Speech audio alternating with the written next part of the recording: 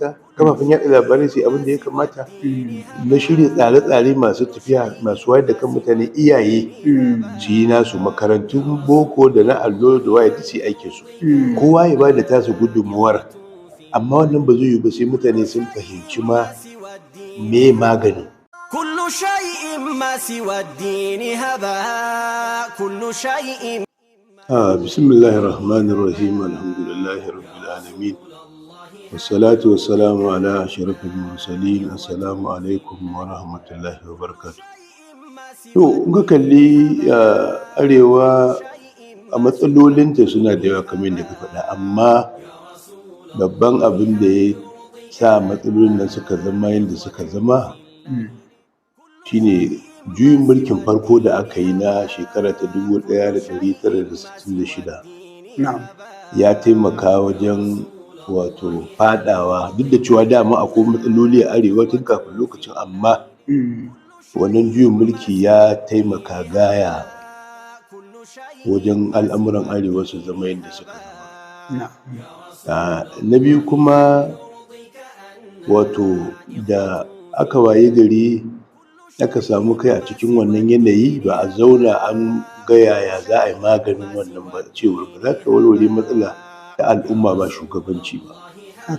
To kuma sai ya zama ba a damu da ba a sake samun wani wanda ya zama jama'a sun yarda da shi 100% a matsayinsa na shugaba mai mulki na gwamnati da zai iya jin mutane su tafi tare kamar yadda shi Ahmadu Bello ya samu wannan dama ba. To sai ya zama abubuwa suka dinga tafiya a hargitse suna tafiya har kuma suka kawo yanzu. Sannan abu na biyu siyasa tun ta farko ta jamhuriya ta ɗaya da siyasa ta jamhuriya ta biyu da kuma har zuwa yanzu sun taimaka wajen ƙara dagula al'amuran arewa.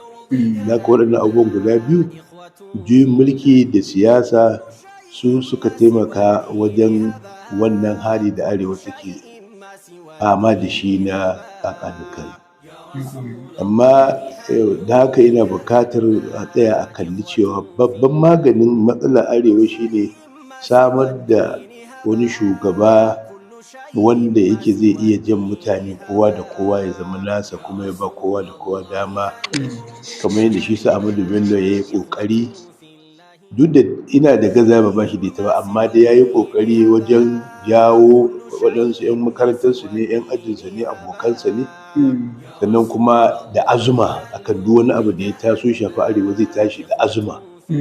Dolensa irin wannan shugaba da kuma mutane suka kasa gane cewar ba magana ce ta yaban Sardauna da kwarzanta shi ba, magana ce na samar da wani shugaba.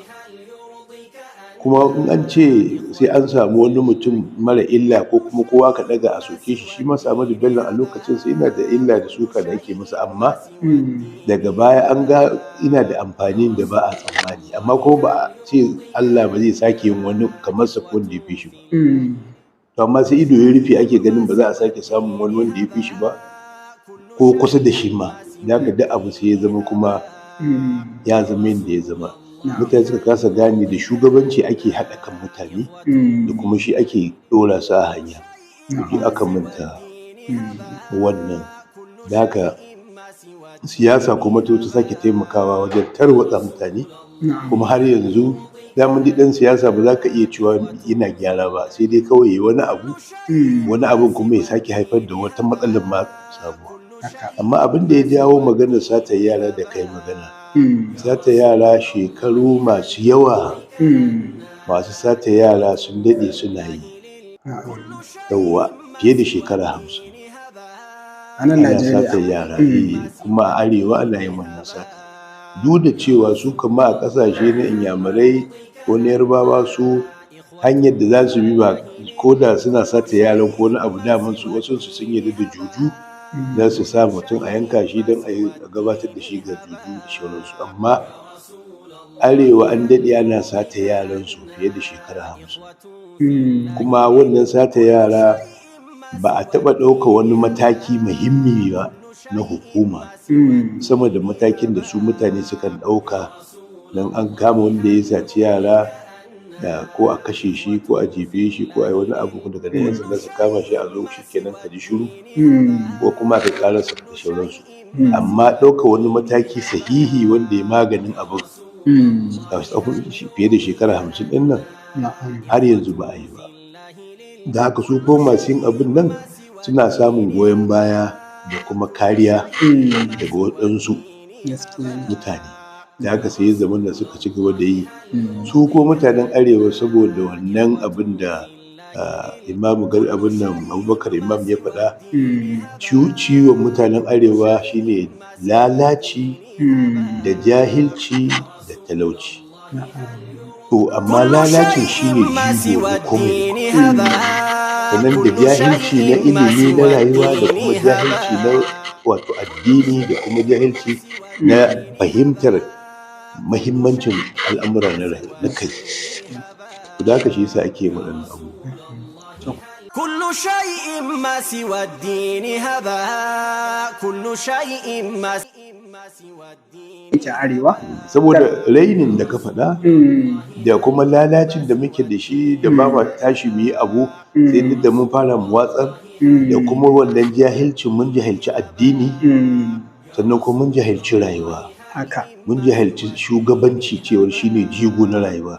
mun jahilci wannan. Da haka shi yasa ba mu damu da kowa zai shugabance mu ba kuma kowane mutum yi shugabanci shikenan mun yadda, kuma wani lokacin ma mu da kanmu mu karya kayan mu ko kuma duk wani wanda ya daga mu dinga bata shi da kanmu. Amma kaga kamar Yarbawa duk inda suke yi wa shugabannin da suka shugabanci Najeriya ba za su fito fili su dinga nunawa a fili ba, kamar yadda mu muke nuna, ko da sun nuna nasu bai kai yawan namu da muke nunawa na sukan shugabannin da suka fito daga wajen. tare da cewa musulunci ana yin tare da cewa akwai musulunci, amma musuluncin ya fi yawa a sallah da zuwa aikin haji da azumi da aure da kuma aure da shauransu, amma fahimtar rayuwa yadda musuluncin ya ba. كل شيء ما سوى الدين هباء كل شيء ما سوى الدين هباء يا رسول. Ba fa yadda za a yi ka gyara al'umma ka saita su ba shugabanci, ba zai yiwu ba. Sunna Allah ba haka take ba. Kuskuren da muke duk ƙungiyoyin da muke da su a arewa, da na addini da na 'yan boko da na 'yan sa kai da na kowane, ba wata ƙungiya za ta iya warware matsalar arewa kamar yadda ba ta iya warwarewa kanta matsalar Najeriya ba. Mulki sahihi ingantacce shi kaɗai ne ke warware matsala. Amma duk inda wata kungiya ta kai ta kawo ba za ta warware matsala ba, musamman matsaloli irin waɗannan. Da haka abin da muka kasa ganewa, mulki shi ke warware matsala. Kamar ka zo kana magana corruption ne, abin da zai maganin corruption abu biyu ne: aiki da doka da oda, ba sani ba sabo, da samun shugaba sahihin da zai zama tsarkakakke mai tsafta, ko malalatacce ne amma wanda ba zai wasa da doka da oda. Don ba biyun nan ka samu ba, duk abin da ka yi wasa ne. Ka kafa wata wacece da wa duk waɗannan ƙungiyoyi da aka fa ba za su biya bukata, ba za su warware matsala ba. كل شيء ما سوى الدين هباء كل شيء ما سوى الدين هباء. Duk kiran da za ka yi ba zai maka amfani ba, sai dai ka yi. Abin nan bi fa dole su za a koma kansu, in ba wajen su aka koma ba. Kana jin yunwa, kana jin yunwa amma kuma ya zama da kana ta bada labarin kana jin yunwa, ba za ka koshi ba. Ko ka je kicin ka zauna ana abinci, duk ƙarshen sa da daɗinsa ba za ka koshi ba. Dole sai ka ci abinci.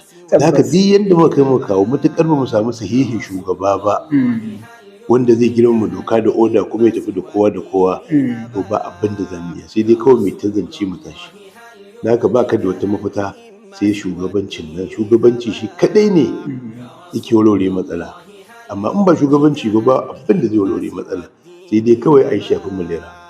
To babba abin da muke bukata malamai su tashi tsaye wajen wayar da kan mutane da ilmantar da su ta hanya ingantacciya. Kafafen yaɗa labarai su daina yin shirin taɓa kalashi, su ɗauki tsari a ta yi har mutane su gane.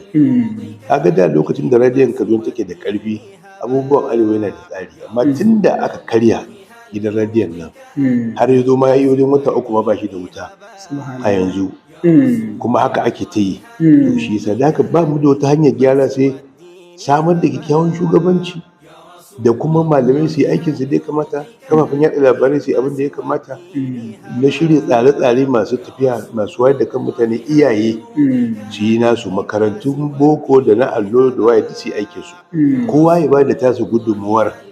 Amma wannan ba zai yiwu ba sai mutane sun fahimci ma me magani, inda har yanzu mutane ba su gane maganin ba, ciwon kawai aka sani. Tabbas.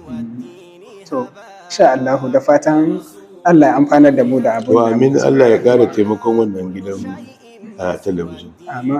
Na gode.